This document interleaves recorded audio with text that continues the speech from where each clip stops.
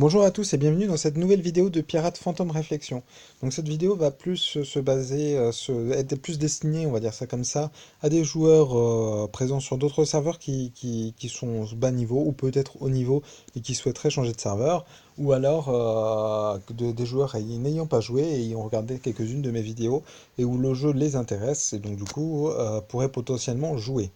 Donc du coup dans cette vidéo je vais partir sur 4 bonnes raisons de choisir le serveur numéro un et pas un autre. Et derrière je partirai sur une petite annonce mais c'est dans la continuité de la vidéo, vous inquiétez pas. Alors la première raison que je vais citer ça va être tout simplement la progression plus rapide dès le début d'entrée du jeu. Surtout si vous avez des contacts. Voilà, la progression, tout simplement parce qu'au niveau de l'équipage, vous allez pouvoir avoir directement un bon équipage. Il faut savoir que par exemple, monter d'un niveau, du niveau 11 au niveau 12, un équipage, ça coûte presque 80 millions, si je me trompe pas. Et c'est pareil pour tous les 5 groves présents ici. Donc c'est quand même c'est juste énorme en fait tout simplement. L'avantage d'un serveur voilà, du premier serveur comme en général des gros serveurs en général, c'est qu'on va avoir beaucoup de gros équipages, des équipages qui sont tous plus intéressants que les uns que les autres et qui vont vous permettre tout simplement voilà d'avoir par exemple je vais prendre voilà dans le magasin vous avez des matériaux d'équipement à acheter pour permettre d'améliorer plus rapidement vos équipements. Ici, vous avez des bonus d'amélioration pour vos cartes. Tout ça, c'est des trucs qui peuvent être améliorés avec le temps. Et en fait, en rentrant en tant que nouveau joueur sur le serveur 1 et en rentrant dans un équipage, vous aurez accès tous ces utilités que vous n'aurez pas sur un serveur, sur le dernier serveur, si vous prenez le dernier serveur, parce qu'il faudra remonter tout un équipage. Deuxième chose que je vais partir, mais c'est un peu ça en lien en fait, c'est que du coup en fait lorsque vous allez rentrer sur le jeu, les joueurs en général ils choisissent soit le premier serveur du coup pour la raison de l'activité, le fait aussi que dans l'équipage vous allez avoir beaucoup de joueurs qui sont expérimentés, qui sont pleins de conseils en fait, de bons conseils, quelle carte choisir, que faire, etc. Comment gérer son or, des aides sur les compositions de vos cartes, etc., etc. En fait, vous allez pouvoir vraiment vous enrichir là-dessus, chose que vous n'aurez pas mais j'y reviendrai de ça, sur un autre, sur le dernier jeu en fait, sur l'équipage, sur un équipage, mais d'un serveur qui vient juste d'ouvrir, dans le sens où bah, les joueurs découvrent un peu le jeu comme vous. Bref, résultat en fait des courses, c'est que quand vous allez avoir des joueurs qui vont rentrer sur le jeu, soit ils vont choisir le serveur 1 pour les raisons que je viens de citer jusque-là, soit ils vont choisir le dernier serveur présent en lice, parce que bah, justement, par exemple au niveau de l'arène sur le serveur 1, ça c'est un peu le bémol, c'est que du coup il y a des gros joueurs et que vous avez beaucoup de retard par rapport à tous les autres joueurs sur le serveur. Bon, après, rassurez-vous, hein, on a régulièrement sur le serveur 1 justement des joueurs qui n'ont pas peur de ça et qui viennent sur le serveur et qui montent en grade au fur et à mesure du temps et puis qui rejoignent le top 100, ça, il n'y a pas de souci. Même si vous êtes mon premier, il n'y a pas de souci. Mais derrière, voilà, il y a du retard par rapport au serveur, etc., etc. Donc il y en a qui préfèrent de prendre les derniers serveurs, quitte à ne pas avoir, voilà, à devoir monter un équipage, tout recommencer, au moins ils estiment qu'ils sont au même niveau que les autres joueurs. Le seul problème, en fait, c'est qu'il y a à peu près sur ce jeu des serveurs qui sont créés assez régulièrement pour éviter qu'il y ait trop de différences, je pense, entre les joueurs. Je crois que c'est un peu leur objectif. Mais du coup, le dernier serveur sur lequel vous allez vous lancer, il va bientôt être un serveur on va dire un serveur secondaire tout simplement, qui sera un serveur du milieu, ni le premier ni le dernier. Et donc du coup, il faut savoir que personne, enfin voilà, comme je dis, un joueur choisit soit le premier serveur, soit le dernier, mais il va jamais choisir ceux du milieu, ça n'a aucun intérêt. Et donc, du coup, votre serveur, dès qu'au bout d'un mois, hein, même pas, il va passer un des serveurs du milieu, parce qu'il y en aura un nouveau qui va être créé, un nouveau dernier serveur. Et à partir de là, en fait, votre équipage va être condamné, on peut dire ça comme ça, à avoir des joueurs qui vont arrêter de jouer au fur et à mesure, sans avoir de rentrée de nouveaux joueurs. Ce qui pose facilement un problème, vous imaginez, c'est que vous allez être condamné à perdre des joueurs au fur et à mesure, et votre seule option, on va dire, de survie, on va dire, au niveau de l'activité et du fait que il y aura de moins en moins de gens actifs, etc., bah, ça va être la fusion.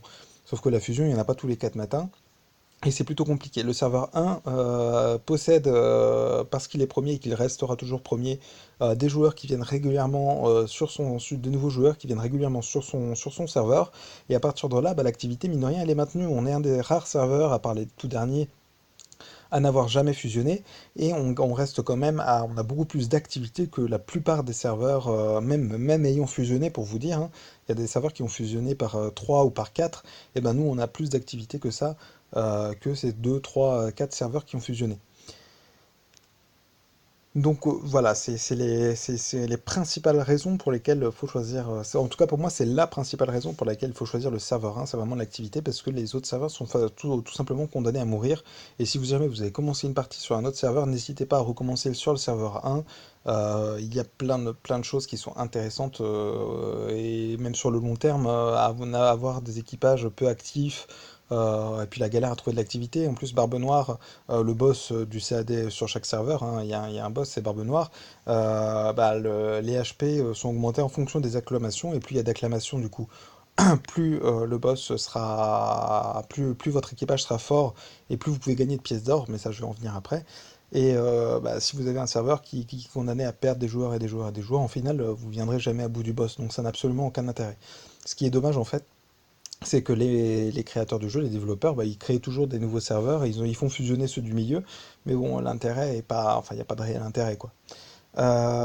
Donc le dernier point que je vais citer, en fait, tout simplement, et j'en ai parlé rapidement, c'est l'or.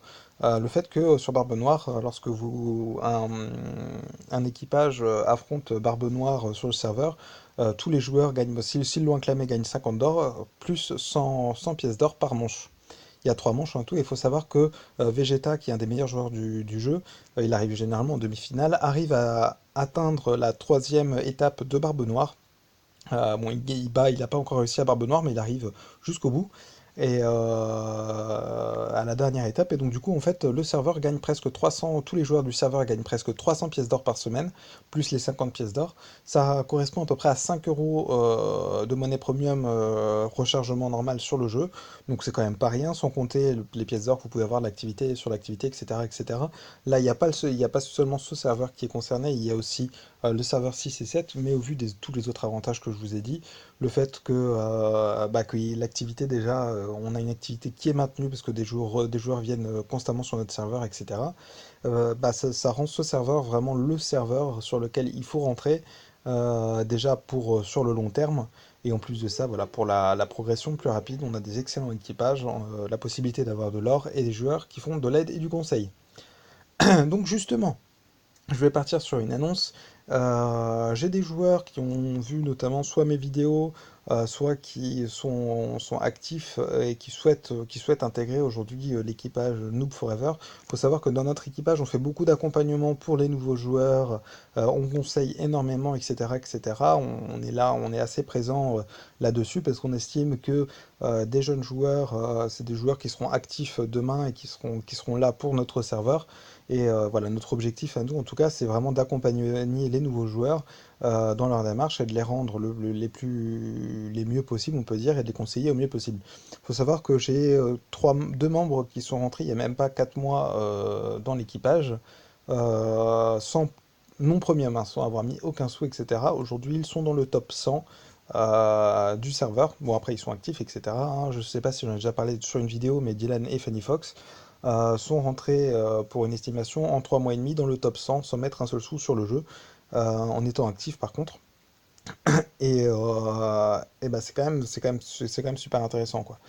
Parce que le serveur 1 a quand même, bon, je parle au niveau du défi de l'arène, hein, mais bon, c'est vrai après que le serveur 1 a beaucoup de difficultés, on peut dire ça comme ça, enfin pas de difficultés, il y a beaucoup d'inactifs, mais il y a aussi beaucoup d'actifs. Ça veut dire qu'il y a à peu près 20 000 joueurs, et sur les 20 000 joueurs, il y en a peut-être 18 000 qui vont arrêter de jouer, mais il y en a toujours 2 000 d'actifs, et ce sera toujours plus que tous les autres serveurs.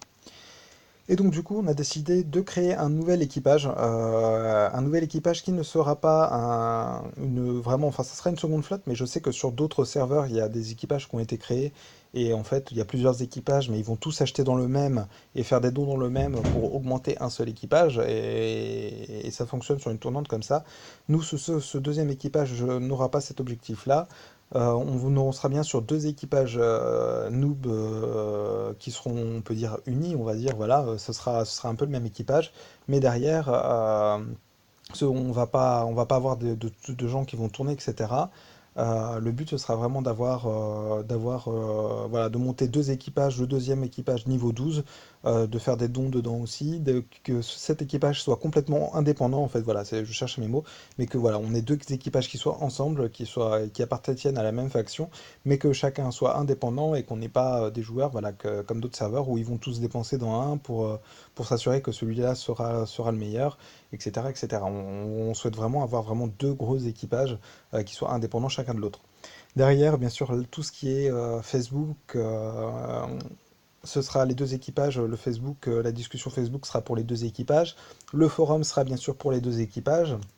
Euh, tout ce qui peut être objectif ou événement qu'on mettra en place ou défi, ce sera aussi pour l'équipage, tout ça. Pour les deux équipages, voilà, ce sera quand même très lié. Moi, personnellement, en tant que capitaine, c'est moi qui vais le fonder, donc je vais redémarrer sur un nouvel équipage et le monter. Mais on aura bien sûr des changements à droite à gauche, hein. Je vais amener des bons joueurs pour monter cet équipage-là aussi.